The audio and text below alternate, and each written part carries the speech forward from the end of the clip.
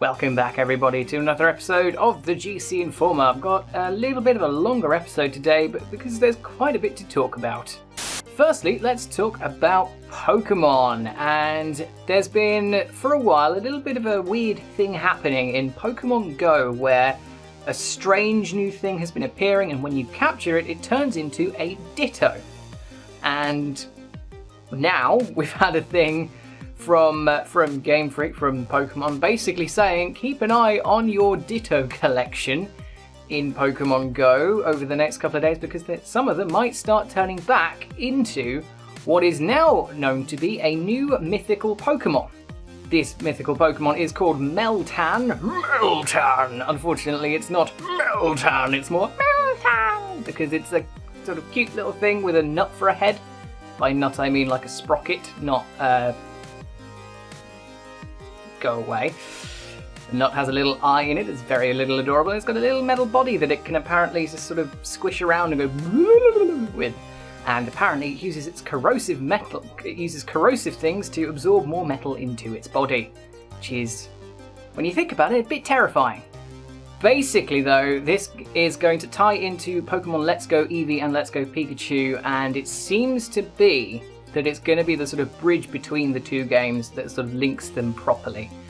Whether or not you'll be able to acquire Meltan in Let's Go Pikachu and Eevee without using Pokemon Go, I don't know. I'd like to be able to, because I don't have the time to go out and play Pokemon Go all the time, and I've not encountered one yet.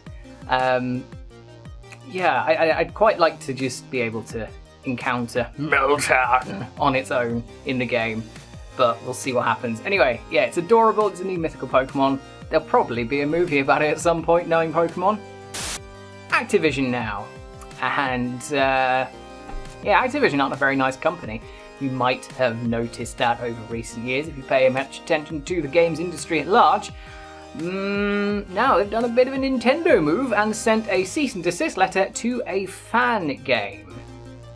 This particular fan game is a Spyro game called Spyro Myths Awakened. Yes, Myths Awakened, if I am pronouncing that correct, so I'm looking at my phone. And this game is supposed to be a retooled Spyro with actual like new things in it, built from the ground up basically.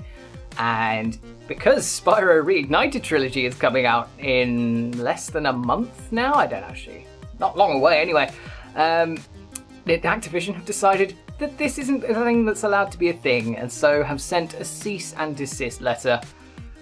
You could have probably seen this coming though, really, when you think about it. It's a fan game, and particularly when new games, like new official games are coming out, it's general practice to sort of stamp out fan games like this, unfortunately, especially with bigger companies like Activision and Nintendo. But it is a bit of a shame. What I would have liked to have seen is Activision go, hey, why don't you come and work for us and make a new Spyro game? But, you know, maybe they were kind of waiting. Maybe they want to see what the reaction to the Reignited Trilogy will be like first. Regardless, though, this doesn't all end badly, because the developers of this fan game have said in their Discord group that the game is very much not dead, and they're planning to retool the game entirely, removing all assets that can be related to the Spyro franchise, and just making the sort of their own little independent new IP out of it, which I think is a very good idea, and I hope they do well. We'll probably hear more about it in a few months. We've just talked about companies being shitty, now let's talk about the users. Rome Total War 2, or Total War, wow, I can't say things, Total War Rome 2, a game that came out 5 years ago in 2013, has just been review bombed. Because of stupid reasons. In May this year, the game was updated, and since then, quite a few people seem to be annoyed at the fact that there are women in the game, because of course, we can't have the women in the video games. No, definitely not. This is the reason that this game is getting a review bombed, because there are women in it. Grow up. For those of you who might use the argument that it's not historically accurate though, the developers have provided a rebuttal on that, with quite a little detailed explanation of the breakdown of the percentages to do with women being able to come up as generals. And it's quite interesting. The sort of standard rate of a woman being able to be selected as a general, in your pool of available generals, is 15% for the majority of the empires, because that was sort of the standard at the time from what we are aware.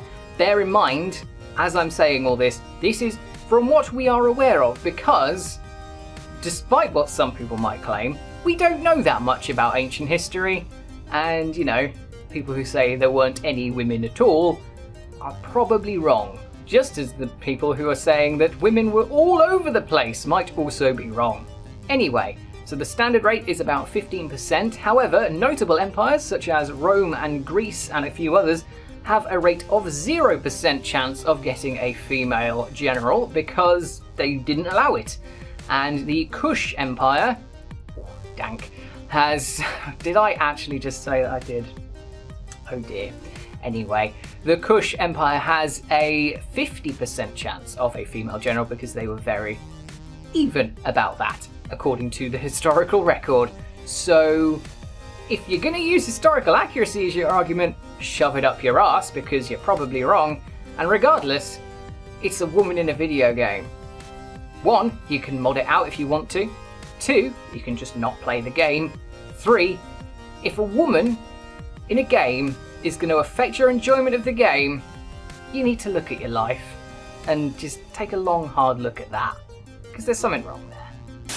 Anyway, my opinions on gender equality aside, we're going to now talk about a thing that probably gets a lot of radical feminist women and loads of other people riled up, and that is the fact that a new internet craze sweeping the internet is a thing called Bowsette, which is a rather strange cross of Bowser and Peach, and I quite like it. It's quite fun. just to see the people baffled by it, and 2, just to see the fact that art, both lewd and not lewd, has just gone all over the internet in the last few days. It has swept the internet, and in fact, there's now a new one where it's a cross between, I don't know if it's Peach necessarily, but maybe Peach and King Boo from Luigi's Mansion, so that Luigi has a counterpart as well. I quite like that. I think that's fun. What this all stems from, though, is the fact that New Super Mario Bros. U is getting a release on the Switch called New Super Mario Bros. U Deluxe. Yes, that series is getting incredibly confusing in terms of its titles, because we had Super Mario Bros, then we had New Super Mario Bros on the DS, then we had New Super Mario Bros 2 on the Wii, then New Super Mario Bros U on the Wii U, and now New Super Mario Bros U Deluxe on the Switch. Go figure. Anyway, in this deluxe edition of the game, much like Mario Kart 8 Deluxe on the Switch, so we've just got a couple of retooled things, basically, from the Wii U version. Anyway, this has introduced a new item, which is called the Super Crown, which transforms Toadette into Princess Peach. Well, a fusion of, anyway, called Peachette. And for some reason, well, there's a bit of fan art of Peachette, obviously, but for some reason they took the idea and rolled with it into Bowsette, which is sort of a more gothy, edgelordy kind of version of Peach. Some people even put her with a shell and a tail. Others just sort of have her with sharp teeth and a sort of really gothy metal look. And I just think it's funny. And it ended up trending on Twitter. And generally, I love this kind of, people taking a thing and just rolling with it and doing other interesting things with it. It's really fun. It's just a bit of fun. And anyway, thought I'd end that on some fun news. Let's end the show then.